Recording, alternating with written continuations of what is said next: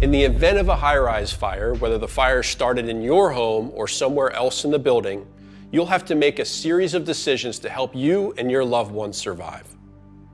In this scenario, we're in a high-rise apartment building. This mirrors the actual building in which FSRI conducted research experiments to understand fire growth and spread.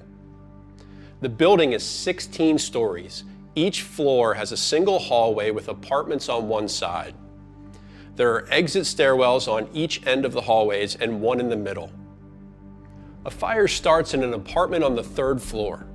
All of the bedrooms are in the back, with the kitchen, dining room, and living room at the entrance. The fire starts here on the sofa in the living area. The source of the fire could be something small like a candle, cigarette, or lithium-ion battery-powered device like a smartphone. Picture yourself in this home. You're in this bedroom here with the door closed. I'm going to show you some real-world footage from our experiments so you can understand what the actual fire conditions are like. You can see the flames and smoke starting on the sofa here. After just 40 seconds, you can see the flames are growing. But what I really want to call out is the smoke, which is spreading across the ceiling and is beginning to fill the apartment from the top down. This isn't like smoke you've felt from a campfire or your grill.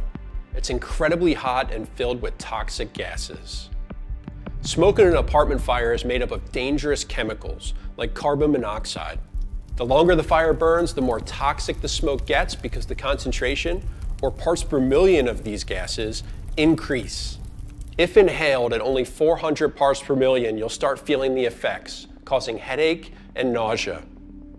At 6,400 parts per million, you're dizzy and almost unconscious. It can get to the point where a single breath is dangerous to your life and health. The temperature of the smoke is just as dangerous. In our research, smoke reached temperatures of over 1,000 degrees. A few seconds of exposure can cause 2nd and 3rd degree burns on your skin and in your lungs. Back to the timeline. We're at 80 seconds now, and smoke has reached every room in the apartment except your bedroom with the closed door. Even a hollow core door acts as a protective barrier between you and the smoke and flames, buying you precious time in a home fire. Your reaction time is key here. Best case scenario, a smoke alarm in the living room will sound within 30 seconds. But research shows even after the alarm, most people are slow to act. Speed is paramount. Every second the fire and smoke are growing more deadly. Your normal exit route, or plan A, may be through the apartment door and down the hallway to the nearest stairwell. But that's through the living room where the smoke and fire have been building. At just 3 minutes after ignition, you can't see through the smoke. You could be experiencing temperatures over 1,000 degrees and lethal levels of toxic gases. So what do? What is your plan B to get out? What if you can't get out? Are there other people and pets? How are they getting out? If you think these are impossible questions to answer for the first time in the middle of a fire, you're right, they are. It's why you have to create your escape plan before a fire ever starts. Map out escape plans A, B, and C, and practice them with everyone in the home. Let's pull back and look at the rest of this floor.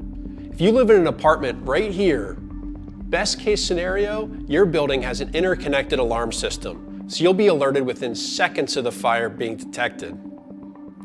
But we know from research, it takes people time to process and react after hearing the alarm. Just like when the fire started in your apartment, speed is critical for escape when a fire starts in another part of the building, especially if the door to the apartment with the fire was left open by people evacuating. From our research, we know that if a door is left open during an apartment fire, not only that unit, but the connecting hallway can reach temperatures as high as 1,000 degrees in just 3 minutes. Hot enough to instantly cause 2nd and 3rd degree burns. In this case, escape plan A is through the hallway and down the closest stairwell, but that's past the apartment where the fire started. Plan B is the other direction, down the 2nd stairwell. If you can't see through the smoke in the hallway, it's plan C. Get behind a closed door as far away from the fire as possible, call the fire department, and let them know where you are. Let's pull back again. For everyone that lives above the fire floor, the stairwell is most likely where you have to make the first decision. If you're on floor 10, you'll hear the connected alarm. Move quickly down the clear hallway and enter the stairwell, which is your escape plan A.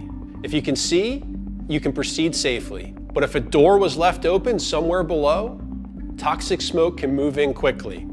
Smoke is usually the most lethal component in a high-rise fire because of how fast it can spread and how little people understand about its impacts. Within minutes, the levels of toxic gas in the stairwell can become deadly. At this stage, it's vital you stop. Don't keep heading down into the smoke. You need to get out of the stairwell, close the door behind you, and go to your escape plan B, the second stairwell. If escape plan B is also blocked, plan C is to get behind a closed door as far away from the fire as possible and shelter in place. Call the fire department and let them know where you are. Remember, fire moves fast. Plan ahead to save lives. Create and practice your escape plan. Everyone in the home needs to know their plans A, B, and C by heart. Make sure you have working smoke alarms or detectors properly installed on every level of the home, including inside every sleeping room and outside every sleeping area. And don't forget, close before you doze. Get that protective barrier of a door between you and the smoke and flames.